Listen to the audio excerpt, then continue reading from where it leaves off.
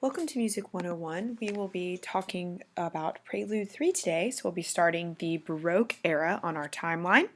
This is, please listen to this for the March 4th lecture.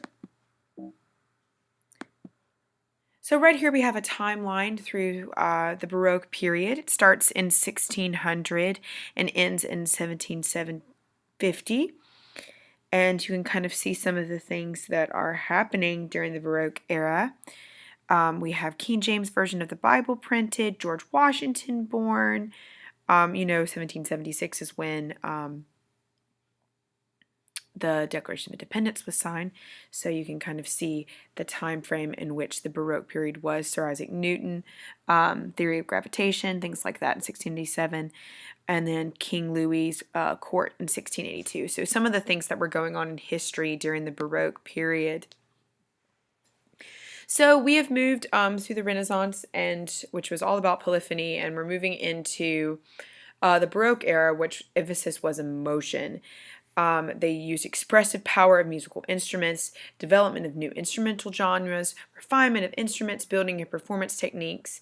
There was musical extremes, intense expression, and later on in Baroque era, greater predictability of musical form and procedure. So they wanted to communicate the emotions, and they used the virtuosity of the musicians during this time in order to do that. So in the Renaissance, these musicians were getting tired of these boring, easy songs during the Renaissance, and Baroque kind of expanded upon that. Here is a picture during the Baroque era, and you can see there's so much energy and drama. There's also some nudity as you see that. As you're getting into the Baroque period, so totally different from some of the Renaissance art that we were seeing. And they wanted to show you this picture of David, where we have Michelangelo's David on the left, and we have Bernini's David on the right. And you can see one is just more stoic and contemplative, and then you have Bernini's, which is mid-slingshot action, emotion, all of those things. So that's the difference between Baroque art and Renaissance art. So also during the Baroque time period, it was a period of change, adventure, and discovery. The New World was being found. We have Galileo and Copernicus and other scientists that were finding these new scientific milestones with finding out that the world was round, and also that Newton discovering gravity and all of those things. Empires clashed for control of the globe. We have so many things that are going on during this time. This was also a time of a lot of poverty, but a lot of wasteful luxury. So there was a lot of idealism and oppression, and Baroque art pictured that with vigor and elaborate decoration and grandeur. Everything was pomp and splendor. The actual Portuguese word for Baroque is misshapen or distorted, because everything was so, either you were rich and you had a vast luxury, or you were completely poor. And we're going to talk about the perfect example of complete luxury in just a little bit. There was also the love of the dramatic. So this is a painting of a bourgeoisie, or middle-class Dutch woman, playing a keyboard instrument.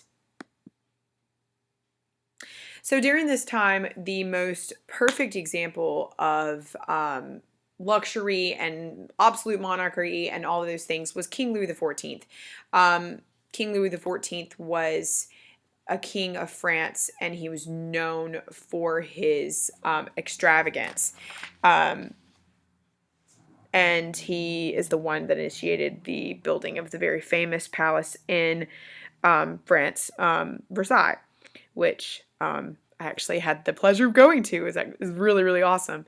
And walked the Hall of Mirrors, and it was amazing. So there was a lot of elaborate musical establishments. There was operas and chapels and choirs and orchestra. All of these things were coming in because of this time of extravagance. Opera, which is a new genre now, which is drama through music, so it's basically acting and they sing through music, became a favorite aristocratic diversion, which we'll kind of talk a little bit more about opera later on. But basically, this new genre came in during the Baroque time. The middle class were excluded from aristocratic salons, and they did music making inside their home. And they had the comic opera, which was little witty observations of life. So the opera, or the grand opera, what was happening in these lavish halls, and the comic opera is what were happening in the middle class homes and things like that. So this was also deep time of religion. So we're going to talk about in the next lecture the composer Johann Sebastian Bach, who basically wrote sacred music. They were intensely devout to either their Catholic or their Protestant allegiance. This is also the time where the Protestants were fleeing to the New World. And there were also Catholic and Spanish and French colonies, which the city of Pensacola is a Spanish colony. And we have Martin Luther calling for religious reform. We have the Counter-Reformation with the Catholics' response to all of this. So all of this religious stuff is happening in the Baroque period.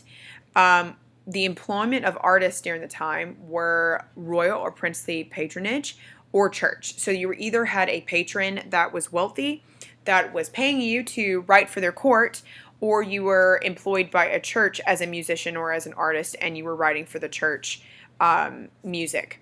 So that was the two places of employment at this time. There wasn't any like famous concerts or famous people that were writing music like we have today with the pop music. It was either you had a patron and you had to write specifically what that patron wanted, or you wrote for the church. There was direct contact with the public. There were musical works for specific occasions and immediate use. So we'll talk more about that when we talk about Bach and some of the other composers during this time. So there was a shift from polyphony into homophony. So we've talked about monophony, which was just the single line of unison, basically. They're all singing the same thing. Polyphony, where they stack multiple things on top of each other. And this new style is where we have the melody and then we have accompanying chords underneath. So that is what is kind of starting to come out during this time. They use some new harmonic structures as well. We'll talk about figured bass, which is a musical notation and indicated chords. They would basically write down whatever chord they wanted and then a number to indicate whatever note they needed. And so there was not an actual like bass line written in the notation. They would just write this, and then the basso continuo, which are the instrumentalists that provide the harmony, so like the bass or the cello or the bassoon or something like that played the bass side, the low side of the orchestra would play this figured bass. So they would just tell them the chords, basically. It'd be like a chord chart. And there wouldn't actually be a part written for the basso continuo.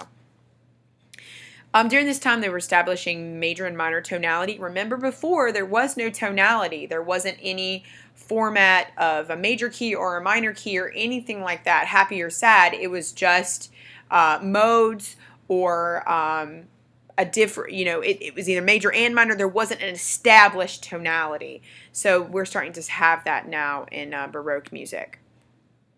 Functional harmony helps shape musical structure. And we're going to talk about the equal temperament tuning system, which increased harmonic possibilities.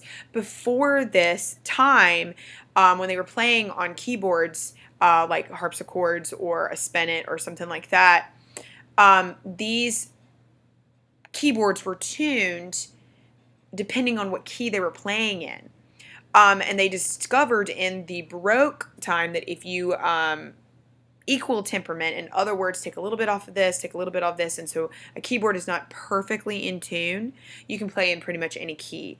So equal tempered or also well tempered, they're used interchangeably. So there is a piece of music that Bach wrote about, we'll talk about in the next lecture, that was there to promote this equal tempered tuning style to increase the harmonic possibilities.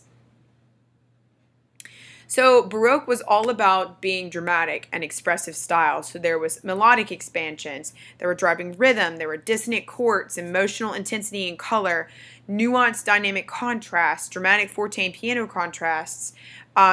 And then later there were affections where music was built on a single affection, meaning the music was based on some sort of affection of emotion, and later in the 17th century.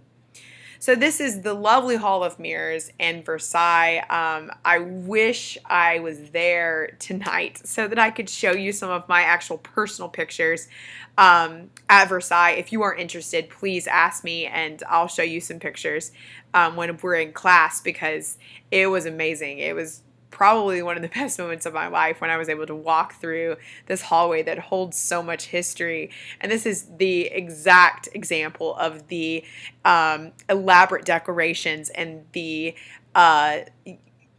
very extravagance that was happening during this time, during Baroque time.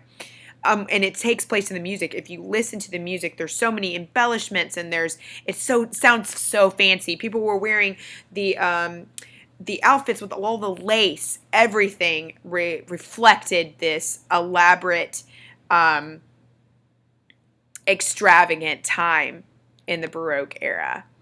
So this is a picture kind of talking about the mysticisms of the Counter-Reformation and this kind of eerie landscape type thing that's kind of going on. This is kind of early Baroque here, looks like. So because of people were becoming more refined in their instrument playing, there was the rise of this virtuosity, or the virtuoso musician. People were becoming more advanced. They were refining their instrumental techniques. There was the rise of opera, all of these different genres. So in the middle of opera here, we had the castrato, which was a male singer that was actually castrated in boyhood so that their voice wouldn't change, basically. Yeah, fun times. The soprano and the alto register were preserved during this time because of that, and it made the agile voice enormous range and incredible breath control, and were associated with heroic male roles. And there are some actually played for, and we'll talk about this in the classical era, but I played for a Mozart opera that actually had a castrato part that is sung by a woman, but they are dressing up like a man. So it wasn't an actual, like, castrato person, but it was kind of making fun, I guess, of that time period. So that was kind of interesting. We'll talk about that when we get to Mozart. But anyway, women actually were able to have careers now as professional singers in opera, and then it's where, you know, the prima donna was coming from, and all of these women were coming into fame, I guess, in that time because of opera.